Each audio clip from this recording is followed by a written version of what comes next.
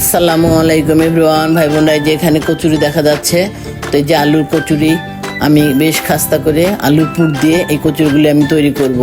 আলুর খাস্তা নাস্তা কচুরিটি বেশ খাস্তা হবে। তো আপনারা দেখতে থাকুন ভাই বোনরা। এই যে আমি একটা মিক্সিং বোল নিয়েছি, তার মধ্যে 1 কাপ ময়দা নিয়ে নিলাম। এই যে রান্নার রেগুলার তেল আমি প্রায় 1 টেবিল চামচ পরিমাণ দিয়ে দিলাম। স্বাদ মতো লবণ দিয়ে দিলাম। এখন এগুলি আমি ভালো করে আস্তে আস্তে সুন্দর করে মেখে নিচ্ছি। একটু সুন্দর করে ঘষে ঘষে মেখে নিব। সামান্য নর্মাল পানি দিয়ে দিলাম আমি। ডোটাই শক্ত করতে হবে, বেশি নরম করা যাবে না, কারণ কচুরি সাধারণত একটু খাস্তা হলেই ভালো লাগে। যার জন্য ডোটা শক্ত হলে কচুরিটাও শক্ত হবে। এখন আমি কিছু কালো জিরে দিয়ে দিলাম, একটু ভালো লাগবে খেতে। আর কালো জিরে তো শরীরের জন্য অনেক ভালো। তো এই যে আমি ভালো করে মেখে মেখে এই যে আমার রুটি তৈরি হয়ে গেল। এখন আমি প্রায় আধা ঘন্টার মতো ঢেকে রাখবো। যেভাবে একটু শক্ত শক্ত করে বানিয়ে নিতে হবে।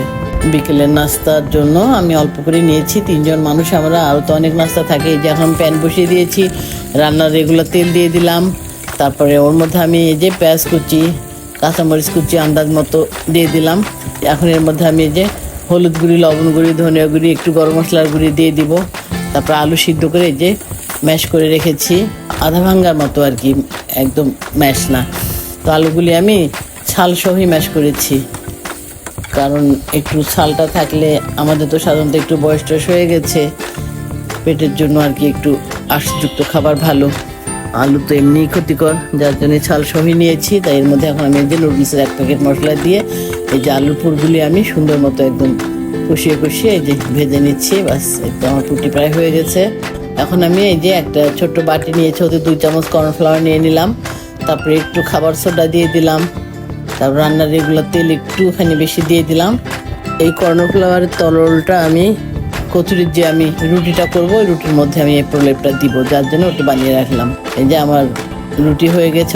কর্নফ্লাওয়ারের মিশ্রণটা দিয়ে দিলাম, তার উপরে আবার শুকনা কর্নফ্লাওয়ার একটু ছড়িয়ে দিলাম। এর মধ্যে এখন আবার এই যে কর্নফ্লাওয়ার তেলের তরলটা দিয়ে দিলাম, আবার আমি ওর উপরে কর্নফ্লাওয়ার ছড়িয়ে দিলাম। তারপরে এখন আবার ভাঁজ দিয়ে দিলাম। আপনারা তো দেখতেই পেলেন কীভাবে ভাঁজটা দিলাম ভাই বোনরা। তা এখন আমি এই যে সুন্দর করে আলতো হাতে বেলে নিয়ে এখন আমি পেঁচিয়ে নিচ্ছি। এই তো আমার এই তো জয়েন্ট লাগিয়ে দিলাম ওই মিশ্রণটা দিয়ে।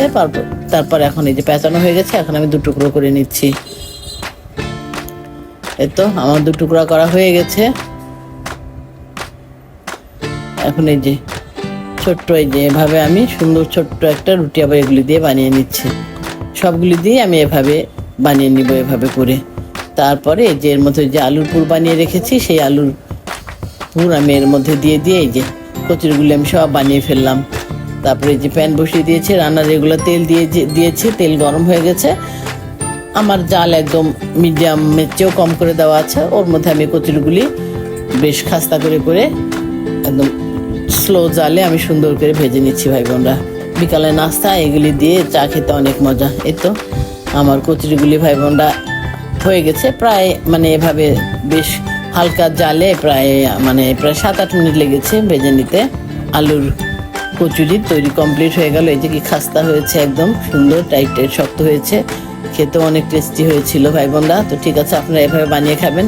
তো আমাকে সাবস্ক্রাইব ও ফলো করে আমার পাশে থাকবেন। আল্লাহ হাফেজ।